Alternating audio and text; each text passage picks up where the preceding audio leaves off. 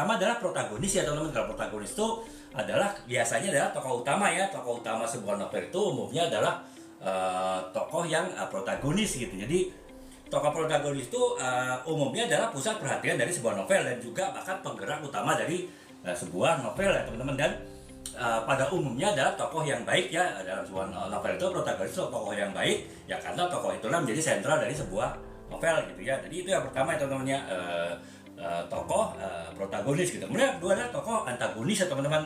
Tokoh antagonis itu adalah tokoh yang biasanya berkonflik dengan tokoh protagonis ya, yang bisa jadi dia akan menghambat ataupun juga mengganggu langkah si tokoh protagonis tadi dalam mencapai tujuannya di dalam novel tadi gitu ya. Jadi walaupun belum tentu itu tokoh yang jahat ya teman-teman, bukan berarti mungkin dalam anggapan umum antagonis itu adalah tokoh yang jahat ya, tokoh-tokoh yang biasanya tidak, tokoh yang inilah ya, tokoh yang tidak baik gitu. Tapi belum tentu. Intinya adalah tokoh yang memang bertentangan berpendapat dengan bertentangan sikap dengan tokoh utama, dengan tokoh protagonis gitu. Walaupun belum tentu perbedaan pendapat itu adalah suatu kejahatan gitu. Bisa jadi misalnya bagaimana seseorang itu ingin memilih jalan hidupnya misalnya dengan meneruskan kuliah ke jurusan tertentu, tapi orang tua dari si anak tersebut mungkin menghendaki anaknya jadi dokter gitu, sebenarnya anaknya ingin jadi insinyur,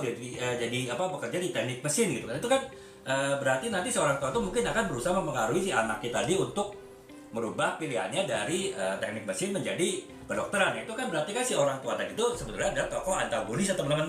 Bukan berarti seorang itu jahat ya, tapi setidaknya tokoh tersebut ini ya bertentangan lah ya, bertentangan kehendak, bertentangan pandangan dengan si tokoh utama dari novel tadi gitu. Jadi itu ya teman-teman. Nah, itu tokoh yang kedua ya, tokoh antagonis teman-teman. Kemudian kedua adalah, yang ketiga adalah tokoh deuteragonis ya. Itunya kali nggak ada fighting. Tokoh deuteragonis teman-teman. Jadi tokoh deuteragonis itu adalah tokoh yang